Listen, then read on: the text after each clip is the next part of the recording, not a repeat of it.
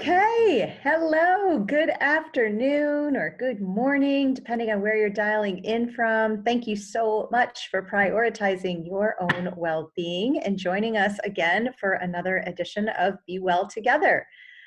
We are delighted to welcome Dr. Kim Norman back for an encore performance. Last week, Dr. Norman talked to us about how to manage through this crisis with children at home. And today we're kind of taking the opposite end of that. We're talking about how many of us are struggling with just feelings of isolation and just the very real and difficult aspect of social distancing.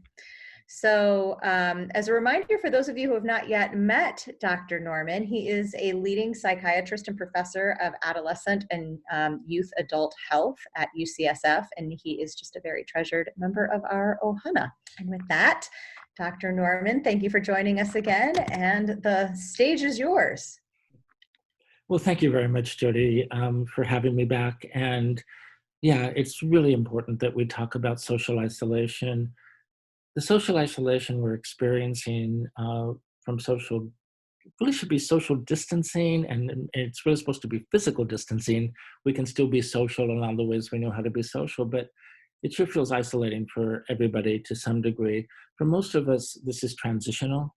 When we get back to normal, which we will, this will pass. But for many others of us, this is actually exacerbating what really is a chronic kind of social isolation. There was a really interesting study done by Cigna, the health insurance company, in 2018. They surveyed 20,000 people, and a full 10,000 of them said that they are sometimes or always all alone. And 40% said that their relationships were superficial or meaningless, and so that they too felt isolated and alone. We know that loneliness is, of course, painful. We also know that loneliness can affect health. It can affect everything from our sleep, our mental health in terms of tendency toward depression, but it affects cardiovascular health, makes us more vulnerable to dementia, can be a risk factor in cancer.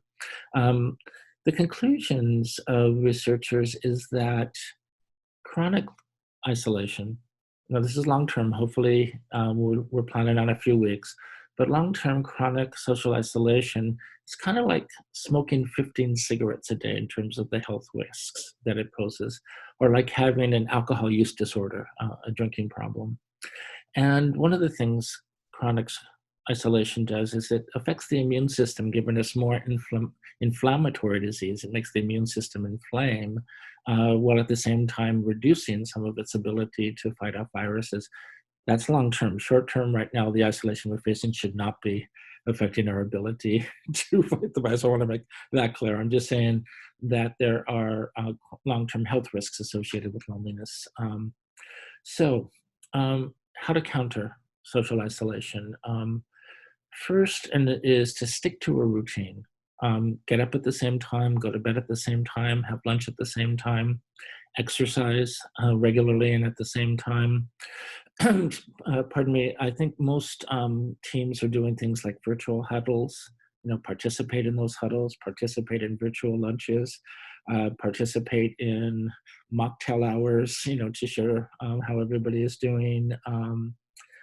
We connect to each other through stories. Tell stories, tell your story. Read stories, watch stories on TV, watch your favorite movies, read your favorite books, read new books. But the more that we share and read about and hear about stories, the more we are connected to other people. Do projects, lots of projects, art projects, word puzzle projects, self-improvement projects, but do projects also that can connect you to others include online volunteering. The United Nations says it's got 76 openings for people who are willing to work online to promote sustainability initiatives. Find find a coworker who has kids at home, who is homeschooling them and could use a math tutor or a reading tutor or a English tutor, but be with, find something to do that also connects you with people around you. Also, feel really good about the fact that we are all in this together. I heard Governor Cuomo over the weekend talking about New Yorkers, and he said the New York motto is Excelsior, which means always upward, even higher. And the United States motto is E pluribus union, from many, one. We're all in this together, and it really does connect us all. Look at your own personal values, including, I think, everybody on this call. I know core Salesforce value is equality. Well, guess what? We're in this together. This is an equal opportunity pandemic, and we are all equal here. Now, I want to talk a little bit about extroverts and introverts. So, my daughter is a data scientist who works for Google. She describes herself as a nerd, but a friendly nerd, and she is that. She tells me that if she doesn't say hello and have a conversation with at least a dozen people in the course of a day, she feels kind of incomplete at night. Now, I don't worry about her at all because she knows how to use social media. She knows how to reach out to friends. I have more concerns really for people who tend to be more introverted or tend to be shy. Now, you won't know this talking to me, but I'm actually naturally a very shy person. And I remember in college going to a party and looking for the one person I already knew and talk to him or her. And then I'd be walking home saying, man, that was dumb. I went to the party to make new friends. And so I told myself, I vowed next party, I'm going to talk to 3 people I don't know, shake their hand, tell them I'm a pre-med student, ask what they're studying. And lo and behold, I started to build a social life. I started to make friends. And, the expression, fake it till you make it, it actually can work. It's see, do, be. See it, visualize it, do it, become it. But a small change in behavior made a big difference in my social life. And so what I'm saying to those of you who tend to be shy, don't be shy about reaching out. Reach out when you need support, reach out and get help. And managers and team members, let's reach out to those people who we know are living alone. 25% of adults in America live alone. Let's make sure that they especially are managing the isolation well. Now, probably even more important than teaching techniques for reaching out socially is to focus on managing the psychological impact of loneliness. Loneliness is painful. We're wired to be connected. Many of you may have seen the movie Castaway, where the Tom Hanks character takes a volleyball and paints a face on it to have a companion to talk to, but that's generally how we are wired. But when we are lonely, when we feel alone, it's a bad feeling. And psychologically, feeling bad can easily become being bad in our minds. Kind of emanates from when we're little kids and we misbehave, and so we're punished, we're scolded, and we're sent to our room or to a corner, but we feel really bad and we connect it with the bad behavior. Well, psychologically, it works in reverse. If I misbehave and do something bad, well, ultimately I'm going to feel bad. But if I'm feeling bad, I start to feel like maybe I am bad, maybe I'm not lovable, maybe I'm not worthy. So our sense of self-worth is really affected.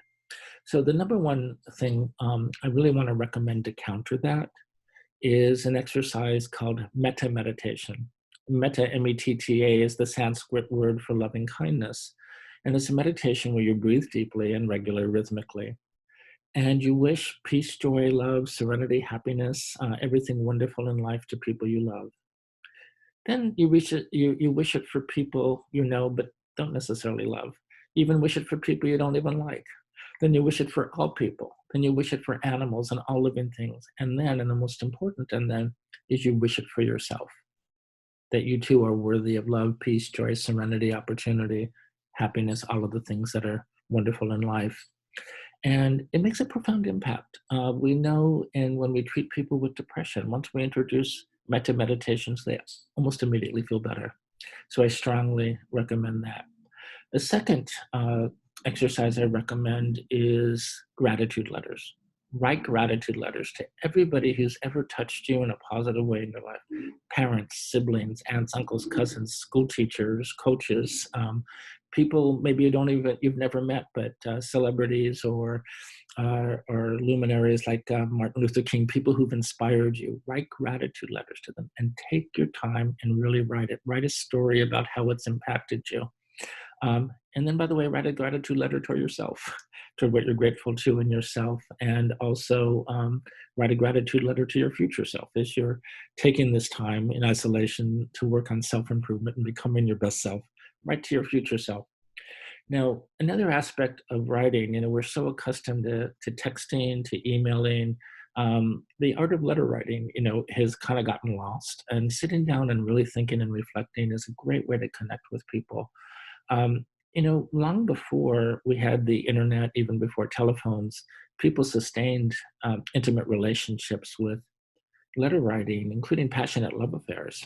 And getting back to the point where you're really sitting with the letter and you're choosing your words more carefully truly connects you with the other person. The way to connect, honestly, the way to develop an intimate relationship, if I share with Jody right now something about my inner self, what do I mean by inner self? We all have an emotional inner life, things we think a lot about, things we resonate with, things we may be worried about that we may or may not share with other people. But if I shared something of my inner self with Jody and she rewarded me by sharing something of her inner self, then guess what? We've started a beautiful friendship. We've connected and we continue in that manner. So I really want to encourage people to also work on the depth of their communication, not just the frequency, but the depth. If you're willing to be vulnerable, you'll get rewarded. We also should use what we call cognitive reframing. And what cognitive reframing just means, take an example like some days you win, some days you lose. Change that into some days you win, some days you learn. Same concept, only I feel more positive about having learned something. If I ask someone to dance and I get turned down, it's normal to feel disappointed, normal to feel a little rejected. But if I believe I'm a loser and nobody will dance with me, I'll stay miserable, leave, never go to another dance. If instead I say, good for me, I took a healthy risk, no one bats 1,000, ask someone else, I feel a lot better. So as you start to think of, if you're noticing any negative self-talk, talk back to it. Particularly pay attention to any negative beliefs you have about yourself and dispute those beliefs. Okay. Switching gears, I want to mention something else really important, and that's light. How much light we get during the day. We know that people who live in countries way north that have long winters with very long nights or have higher rates of depression. We know there's a subgroup of people around the world who have seasonal affective disorder. It means they get depressed during the winter months. I'm fortunate I don't, but I remember when I was in medical school in New York, and I loved medical school, except for the exams. I loved all of medical school. But I remember like in springtime, all of a sudden, like getting spring fever. I didn't realize I was needing it, but the light makes a big difference. If you're lucky, you live in a place where you have good natural light. And or you can go outside, where there's plenty of light. But I was talking to a friend in New York whose apartment doesn't have good outside light, and going outside is really hard because it's hard to find the appropriate social distancing on crowded sidewalks. Get a lamp, get a phototherapy lamp. You can get them on Amazon or anywhere else on the internet that has at least 500 lux, but preferably even 1,000, and spend a couple of hours a day in front of that lamp, particularly in the morning, and that will make a big difference. And then toward the evening, dampen down the light, just like a natural course of the day. Next, I want to talk about pets. I am a big advocate for pets. Not even when you are lonely, pets I think are just wonderful companions, but especially during this time of social isolation, adopting a pet or even just fostering a pet during the crisis is really helpful. One of the silver linings of this pandemic is that I understand that virtually every cat and dog in need of rescuing in New York has been rescued, and that's a wonderful thing. But there are others. The shelters are closed, but you can make appointments online and still adopt, and I strongly encourage it. Next, I just want to say find meaning and purpose. Maybe the meaning and purpose is I'm supposed to challenge myself and learn how to appreciate stillness and feel more gratitude. Maybe we're supposed to not be polluting the environment as much. And guess what? While we're sheltering, hunkering down, we're polluting less. Maybe I'm just supposed to really appreciate all that I have in life and feel the connectedness with everybody else who's sacrificing to flatten the curve so we don't overwhelm our healthcare system. Everybody should take pride in knowing that we're not just protecting ourselves and our loved ones, we are protecting neighbors, people in the community, people we don't know, but we're saving their lives by making sure that the emergency medical services are available for fewer enough people at a time, so that the system doesn't get overwhelmed. And then finally, focus on affiliations. When you are working on self-improvement, I know Mark Benioff recommended everybody should become a trailhead ranger. Great idea to improve your career skills, but also when you're doing something with Trailhead, you're connecting to everybody in Salesforce. If you are religious, practice it. I always think that prayer and meditation have a lot in common. Prayer, you're talking to God, or the universe, and meditation, you're listening to God or listening to the universe. But when you practice it, you're connecting to your faith and to everybody who shares your beliefs. If you're not religious, don't have to be. Just get outside yourself and think about something bigger than you that you're contributing to. And as I mentioned earlier, volunteer and find good volunteer opportunities. And they're out there by established organizations like the UN, or, as I said, if you have friends who now are having to deal with their spaces being much smaller because kids are at home, not at school, offer to help with some tutoring, some homeschooling. It will feel good. The best way to find yourself is in service to someone else. So I recommend practicing that. Let me stop there and take questions. Amazing. Thank you. Thank you very much. So my question for you is, so I am noticing like a giant chasm between the experience that I am having with 2 children under 10 and my space getting smaller and smaller. And then people whom I love and adore who are having a very different experience. My mom is, living by herself and in a vulnerable group and is really scared and lives in another state. And so I'm kind of curious about how we can kind of best show up for one another. Mm-hmm. Like, I recognize me complaining to my mom about not being able to have a moment's silence is probably like, not exactly the last thing she'd probably want to hear, but I really want to show up well for her and for my peers and my colleagues and my friends who are living alone or are introverts. Like, how can you help us, maybe guide us in there? Well, Jody, I do know you and you do show up for people, but we all have limits. Nobody is limitless. I love the practice of psychiatry. I meet people, they invite me into their lives. They share with me revelations of their inner selves. They give me an opportunity to make a difference. I love the practice. But I do have a limit. And my limit usually is when I'm seeing so many patients, I can't keep their story straight. And I don't Who are you again? Somebody as if they're somebody else. And so, but I have a limit, and that's okay. Whatever my limit is, I have that limit, and it has to be respected. You have to have your limits. As a wonderful mother, you still need time for yourself. We used to call it mommy me time. And, so you've got to, have a moment to go in the bathtub and, lock the door and just have a minute, to yourself. In supporting people, I'd be clear. I say, here's how, Mom, love talking with you. I got to go back to work. I'm going to talk with you tomorrow at 12 or whatever. Set your limit. Tell them when you're going to support them next, and also remember, have them step up a little bit and say, Mom, who else can you call? Or what else can you do? Let's go over the things that you can do to self-care, and I'll certainly be here for you and reach out to you as best I'm able. So kind of expect other people to step up, but also there's no shame in saying I have limits, because we all do. We can't be up 24/7. We can't constantly hear every story. And there's a real phenomenon of compassion fatigue. If we're only empathizing, hearing other people's stories and being there for them, we'll burn out. And so setting limits, having balance, expecting other people to step up. Do you have siblings that you can call and say, hey, call Mom? Exactly. You take her. So that kind of thing, but it's to validate for yourself. You've got a beautiful heart and you want to be there for people, and you're one human being and you have to self-care. You have to take care of yourself too. Yeah, we all do. Catherine, have we had anyone post some questions that you want to bring up?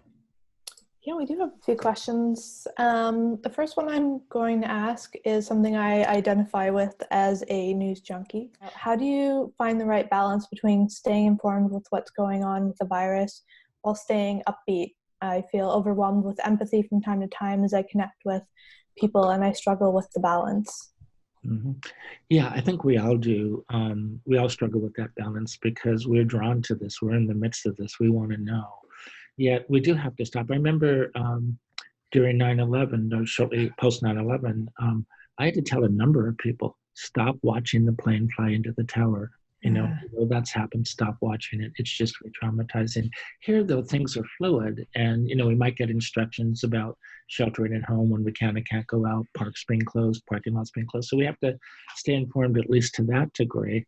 And yet we don't have to do it 24/7. I promise you, the big issues they'll show up on your RSS feeds. They'll show up in headline news, but limited. If you have a trusted news source, whatever that news source is, maybe spend a half an hour watching the recap or reading, the New York Times, whatever journal you have confidence in, once a day, but try to limit it. I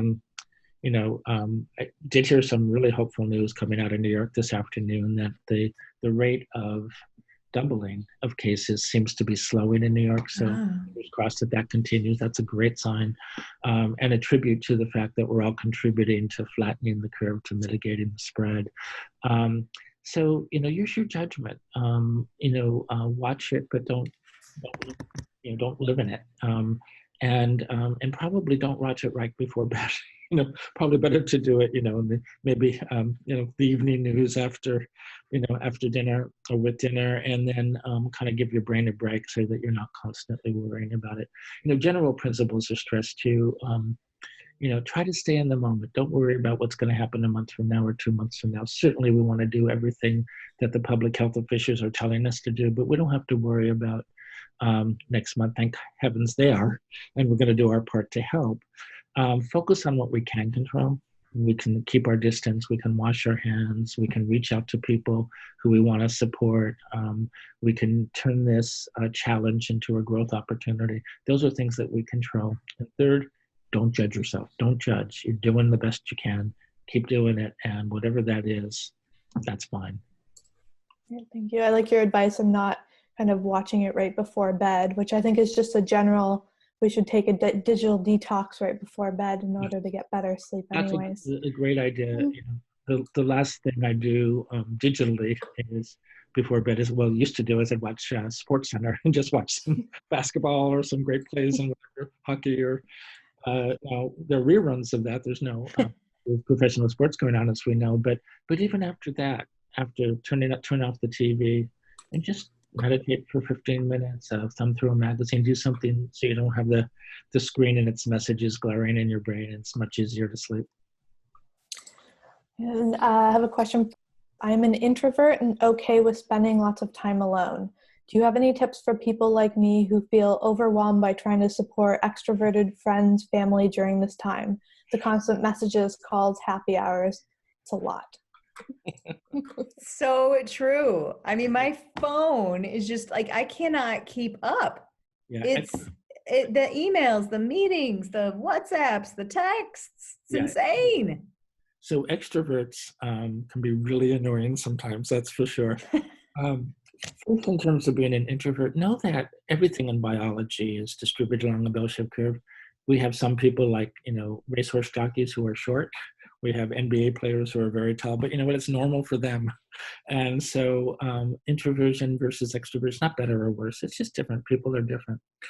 For somebody who's naturally more introverted, they're lucky in this crisis because that gives them some inner natural protectiveness against the pain and harm of social isolation. And now be mindful that you're not using introversion to avoid context that you need to have, or if you are hurting, be honest with yourself and reach out. But introverts can work on, being a little more social, and extroverts can really work on the art of stillness, just sitting still and just looking out your window or at a painting on the wall or anything, and kind of reflecting on it and just taking it all in and breathing slowly. But for introverts, be proud of it, be grateful for that fact. But don't be shy about telling the extroverts, I appreciate you reaching out to me. Quite frankly, I kind of enjoy the quiet, but thank you so much. I'll definitely call you back if I need you. But so you're validating and graciously, thanking them for their sincere interest, and then saying, I'm fine. And expect that they'll respect that. Right. And then this is somewhat related from another employee who's also finding it, okay to be sheltering in place, but it's harder on her partner. So how can she be more empathetic to her partner who's having a difficult time with this? Well, the fact that she already notices that she wants to be more empathic, that's good. And so she's enjoying more, I gather, the quiet. He's more extroverted and wants, and is feeling more stir crazy. Kind of validate the normalcy of that. Talk to him about light. Talk to him about metta meditations. Talk to him about taking on other challenges. When we talk about gratitude, we don't mean it to. And when I say I'm grateful because I have natural light, I'm grateful because it could be worse. I don't mean ever to invalidate somebody who is suffering or hurting, even with the same level of support and amenities that I have. We want to validate their feeling and help them to get an additional perspective. Don't use but, because but will end the conversation. If you say, I know you're stir crazy, but everybody's got to do that, doesn't help. Yeah, you're stir crazy. So how can I engage you? What can I do? How can I support you? So we can get through this together. And also, I would say to a partner, I could tell you I've been married for 44 years to the same person, still happy to be with her. Yay. But some of our most intimate moments actually are we're in like Sunday mornings, love Sunday mornings, get bagels, get the Sunday Times, and we're reading. We're not talking to each other, we're not interacting, but we're in each other's presence. But the peacefulness, the stillness of that is really wonderful. So help your partner find ways to feel the connectedness without necessarily having to have a conversation. Great. 44 years, that's a long time. I know. Maybe we should have you come do a session on maintaining healthy relationships. No doubt. Mazel tov. That's amazing. Thank you. One more question. Do you have any suggested books, meditation apps that you could provide, especially they're asking around the Metta Meditation sessions? Yeah, if you just Google Metta Meditation, you will see tons of them, YouTube videos, transcriptions of great meditations that you can read through. I think if you also Google mindfulness-based stress reduction, you learn about the body scan going from head to toe. You start with your head or you start with your toes and work your way up, or your head and work your way down. But with each breath, you're relaxing more and more. But there are lots of them out there, and just try multiples, because you find the one or two that, look at 10 of them and you find one or two or three that really seem to resonate with you. There's lots of resources out there. We also, just remember, put that mindfulness app out from from Plum Village. So that is in the app catalog on your phone. Fine, great. Which is a great one. And at some time too, I hope you put, my clinical research at UCSF is focusing on how to scale therapeutics, how to make everything you learn in a therapy available to anyone. And we have a website called GRITX, GRITX.org. And grit is defined as passion and perseverance in pursuit of a meaningful goal, the number one quality associated with success in life. And but it's free for anybody to go on. We've got that website blew me away. It is such a good website. It is really, really impressive. I highly recommend everyone. Do you want to plug that again so they can get the URL right? Because it's so rich. It's really great. Grit, GRITX.org.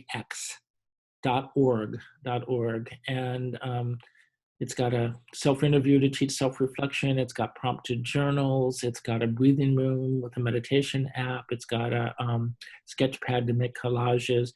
And it has a ton of skills about mostly the kind of cognitive behavioral skills and meditation skills that we use in therapies all the time. But we hope it's relatable. It's certainly easy to use, and it's free for anybody. Thank you. And I think we have time for one more question. Some of us are hitting a high number of days sheltering in place. What can we do to feel unstuck when we've exhausted a lot of the at-home activities, puzzles, reading, going for walks, spring cleaning? I honestly felt better in the lower days and feel a breaking point coming as the days continue to grow with no end in sight. Well, it's a great question. It's one thing to do this for a weekend. It's quite another for now. We're going on a month, and we may well have to do this another month. take a break, just practice more the art of stillness, of meditating, and work on, building some personal skills. Try something that gets you outside your comfort zone. Try, if you have, I couldn't draw a stick figure if my life depended on it, but I might take out a sketch pad and start sketching. Try something outside your comfort zone, something very different. And then you can also just, this is a time to binge watch, some of your favorite series, or some of the new ones that you've been meaning to check out. But just, don't get hopeless. Don't get helpless. Keep pushing. Keep trying different things. And it's not a matter of if we're ever going to get back to normal. It's when, and it's going to come. People find too, by the way, just keeping a daily journal of what your activities are and how you're feeling, how you're doing. Checking in with yourself. It grounds you. You'll feel progress, and and the days will go by a bit faster. It's amazing. Thank you. Well, thank you for joining us again. It's always a pleasure to have you on, and I'm sure that we will be talking soon because we all need to be well, and you help us do that. So thank you so much. Thanks everybody for joining. Okay, bye-bye.